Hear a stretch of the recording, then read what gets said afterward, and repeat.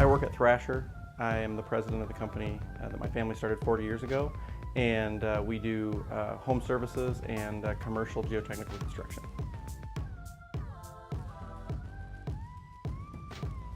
I've been with the company for 12 years now, and that's in a full-time capacity.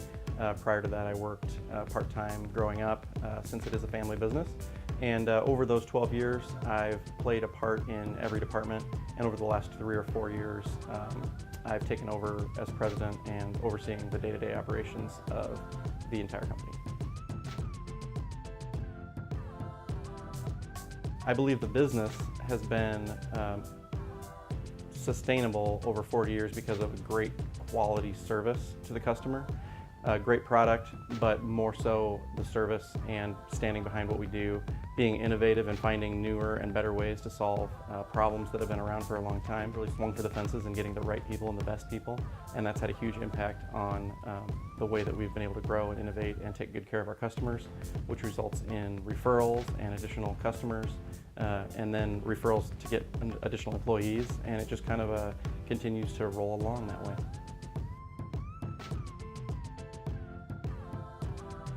I would define myself as successful when I put people in a position where they're stretched, not too far, but just enough. And when that then translates into taking care of customers and customers wanting to use us again in the future.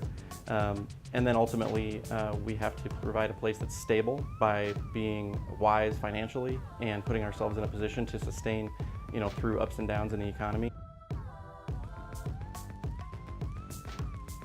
One of our values is one community, returning the blessings that we've been given. And I think we do that in a lot of ways. 1, by providing great service. 2, by providing great jobs. And 3, by continuing to grow and develop and create more jobs and having an impact on our economy, as well as being a thought leader when it comes to how to take care of customers and really raising the bar for the other contractors in the area that are also doing great service, but that we're taking it to a whole nother level and trying to kind of redefine what being a contractor is really all about. We do love Omaha and we love this community. I believe it's a very stable, Midwestern values are a priority. I think, when we've gone through economic downturns, it seems that we're somewhat sheltered here compared to some cities. We can engage with our community very easily. It's easy to communicate with the different cities and counties. There's a lot of access there. So I think there's just a lot of different groups within the community that we're able to engage with that help us continue to thrive.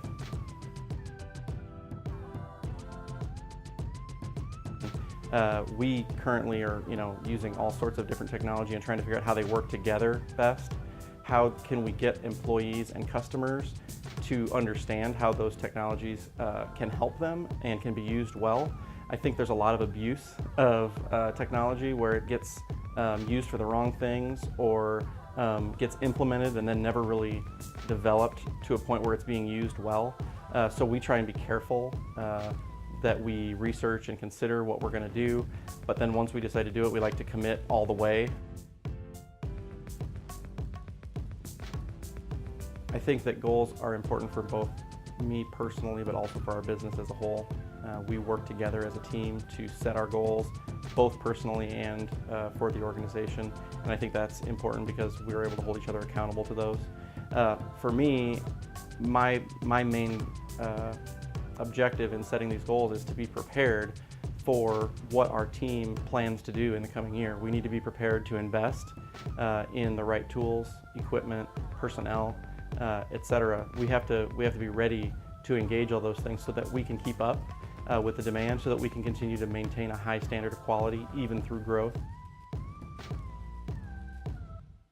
I think right now the biggest challenge that we have is just finding enough great people to continue to hold a high standard and grow.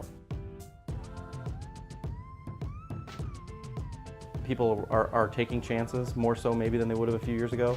I feel like land values and the opportunities to get financing and things like that have drastically improved the last few years, which is creating opportunities for businesses that maybe didn't have that same opportunity just a few years ago. So I think those are all good signs as long as they stay sustained, and I'm hopeful that we can continue to see that sort of a trend.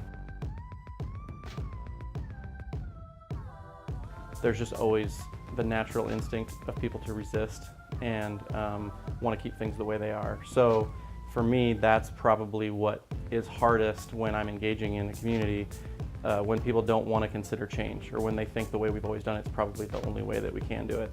So I enjoy the fact that my coworkers allow an environment where we can create change, and I think by creating change within our organization and by engaging with other organizations that are about change and progress and innovation, we can sort of change the community.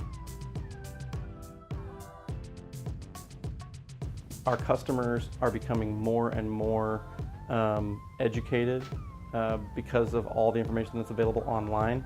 I think at the same time, there's probably a tendency to trust information online that may or may not be entirely accurate. So what that's causing is it's causing us to have to do a lot of education, that there's more than one approach, but there's only one that can be really great, and there's only one that can be the right one for them in their circumstances. So we have to really walk them through all those options.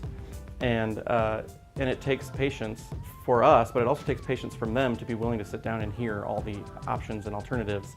And I think also a lot of companies are adding services, are trying to offer more, which is good in a lot of ways, but it also creates, sometimes jack of all trades, master of none kind of mentality.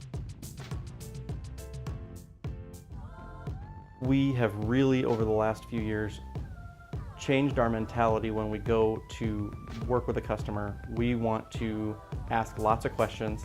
We want to hear what their desired outcome is, and then we want to walk them through all the options. And we want to actually tell them why one may be better than the other, but also that they really do get to choose the solution that they feel fits them best. And we really want it to be their choice, not ours, what they do in the end. And that way they get the result they want. They also know the pros and cons so that they can live with the results, knowing that they made the choice and that we didn't force it on them. So a very consultative approach, very information sharing approach, very black and white. We're very open about what's covered, what isn't covered under a warranty. We feel that it's really important that we're just full disclosure on all those things. There's so many platforms, there's so many places that you can be from a marketing perspective now, whether that be digital or otherwise. And I feel like it's really making it an even playing field for the small contractor or small business to the large corporation. You can really create a perception. If you're good at it at all, you can create whatever perception you want. And so I do see smaller companies having an impact through really smart marketing campaigns. And I also see large corporations trying to feel smaller, more local. I think that the trend is definitely to more local, more interpersonal, less corporate.